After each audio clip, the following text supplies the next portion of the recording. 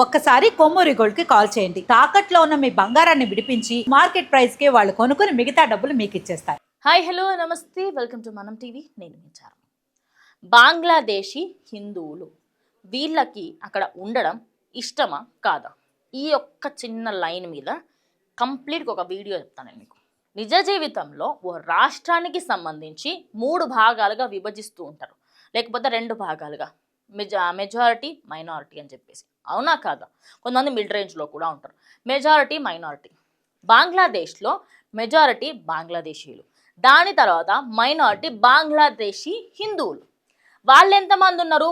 1,30,00,000, 1,03,00,000 వరకు ఉన్నారు. ఓకే, ఇది అందరికీ తెలుసు.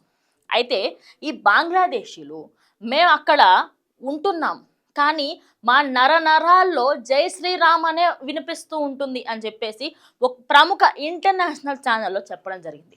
ఇంకొక ఆవిడ దేశానికి సంబంధించి హిందువులను రక్షించండి అంటూ కూడా చెప్పుకొచ్చింది. తాను బెంగాలీలో కూడా మాట్లాడడం జరుగుతుంది. ఒక ఇంటర్నేషనల్ ఛానల్లో బంగ్లాదేశీ హిందువుల్ని మాట్లాడించే ప్రయత్నం చేశారు. నేను ఇక్కడ హిందువునైనప్పటికీ, బంగ్లాదేశీ హిందువునైనప్పటికీ కూడా మేము ఇక్కడే పుట్టాము, ఇక్కడే చస్తాము అనే వాదన కూడా వినిపిస్తుంది. అదేంటిది? రోజు రోజుకి హిందువులపైన అక్కడ అఘాయిత్యాలు, హత్యలు పెరిగిపోతున్నాయి కదా, మరి ఇండియాకి రావచ్చు కదా అని మీరు ప్రశ్నించవచ్చు. కానీ ఆ ప్రశ్నకి సంబంధించి వాళ్ళ ఎవ్వరి దగ్గర కూడా ఆన్సర్ లేదు. ఎందుకంటున్నా అంటే, ఇప్పుడు అంతెందుకండి, సినిమాలలో చూస్తాం కదా, ఇక్కడ ముస్లిమ్స్ని మీరు అక్కడికి వెళ్ళిపోండి అంటే వెళ్ళిపోలేరు. ఎందుకంటే వాళ్ళు ఇక్కడే పుట్టారు, ఇక్కడే చస్తారు కూడా. అదేవిధంగా ఒక హిందువుని కూడా మీరు వేరే రాష్ట్రానికి వెళ్ళిపోండి అంటే లేదు, నేను ఇక్కడే పుట్టాను, ఇక్కడే చేస్తాను. అసలు ప్రాంతీయ భేదం అదంతా పక్కకు పెడితే, కొంతమందికి నేను హైదరాబాద్లోనే ఉంటున్నాను, హైదరాబాద్లోనే పుట్టినా హైదరాబాద్లోనే చస్తా అని చెప్తాను నేను. ఎందుకంటే నాకు ఇక్కడే పెరిగాను, ఇక్కడే అన్నీ చూశాను నేను. ఇంకో దగ్గరికి నేను వెళ్ళి చావాలి అని కానీ, ఇంకో దగ్గరికి వెళ్ళి నేను బతకాలని కానీ అనుకోను. నా జీవన ఉపాధి, నా జీవనం మొత్తం ఇక్కడే గడిచింది. సేమ్ వే మీరు మా మీద ఎన్ని చేసినా, ఏం చేసినా మేము ఇక్కడే ఉంటాము అని చెప్పేసి అక్కడి బంగ్లాదేశీలు మాట్లాడుతున్న మాటలు వింటూ ఉంటే కళ్ళలో నుంచి చాలామంది హిందువులకు నీళ్ళు వస్తున్నాయి. ఎందుకు అంటే, ఒక అమ్మాయి మాట్లాడుతూ ఉంటుంది, ఎక్కడ కూడా వాళ్ళ ఫేస్ రివీల్ చేయలేదు అనమాట. సో అందులో, నేను యాజ్ ఎ హిందూగా ఇక్కడ పుట్టిన, ఇక్కడ చస్తాను నేను, కానీ నా నరాల్లో జై శ్రీరామ్ అనే ఉంటుంది. నేను ఒక హిందువుగానే చస్తాను. నేను బంగ్లాదేశీ వదిలి వెళ్తే, నేను ఇక్కడ పుట్టింది, ఇక్కడ పెరిగింది, అంతా వ్యర్థం అయిపోతుంది. ఇది ఒక్కరి మాట కాదు, కంప్లీట్ బంగ్లాదేశ్లో ఉన్న అందరి మాట ఇదే. అంటే వీళ్ళకి ఏమన్నా పిచ్చారు, వేరే రాష్ట్రాలకు వెళ్ళిపోయి బతకచ్చు కదా అని మీరు అనొచ్చు. కానీ బతికితే అక్కడ కొన్ని రోజులు ఉంటారేమో, కానీ అక్కడ పుట్టినామే, నా సొంతూరు అదే కదా అన్న అదొకటి ఉండిపోతుంది కదా. నిజానికి ఒకానొక సందర్భంలో ఈ పాకిస్తాను, బంగ్లాదేశ్, ఈ ఆఫ్ఘనిస్తాన్ ఇదంతా మనదే, ఒక్కొల్లదే. అఖండ భారత్ అని ఉండేది.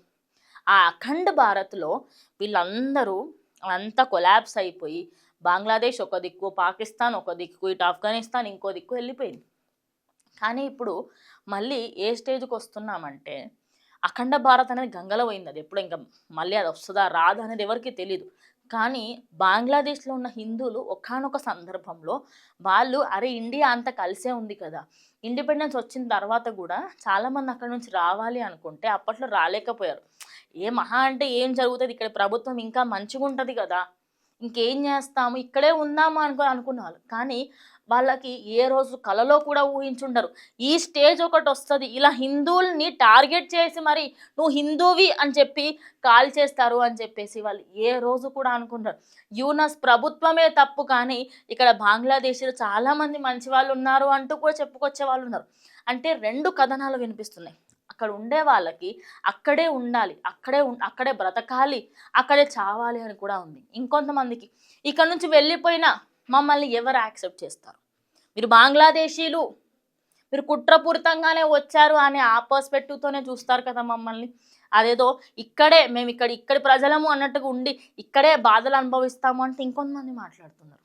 మరి వీళ్ళల్లో ఎవరిది తప్పు పట్టాలి, ఎవరిని కరెక్ట్ అనాలి, ఎవ్వరికి ఏమీ అర్థం అవ్వట్లేదు. మెయిన్ థింగ్, ఒక అమ్మాయి మాట్లాడిన దాంట్లో మాత్రం నాకు నిజంగా మాట్లాడుతూ ఉంటే, నేను ఇక్కడే ఉంటాను, నేను కాదంటలేదు, కానీ మాకు రక్షణ కల్పించండి, కొంత గొప్ప, మేము కూడా మైనారిటీలమే కదా, మాకు కొంచెం రక్షణ కల్పించండి, బయటికి వెళ్ళాలంటే భయం అవుతుంది అన్నట్టుగా మాట్లాడుతున్నారు. అంటే ఇన్ని ఉన్నాయి, కానీ వాళ్ళు అక్కడి నుంచి రారు. ఎందుకంటే సొంతూరు మీద సొంత దేశం మీద ఉన్న మర్యాద. కానీ వీళ్ళు అక్కడి నుంచి వేరే ప్రాంతాలకు వెళ్తే మాత్రం వాళ్ళకి అలా అయినా కూడా రెస్పెక్ట్ దక్కదు. మీరు బంగ్లాదేశ్ నుంచి వచ్చిర్రు అనే ఒక ఆ మాట మీదకెళ్ళి వాళ్ళ మీద మాట్లాడతారు.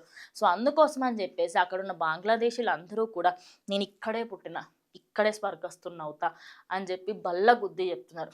మరి అక్కడి హిందూస్కి మీరేమంటారు?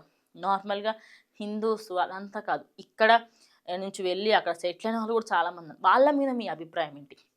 ఖచ్చితంగా కామెంట్ చేయండి. ఇది ఇవాళ వీడియో. ఇంకో వీడియోతో మళ్ళీ కలుస్తాం. అంటే దానికి కీప్ వాచింగ్ మనం టీవీ.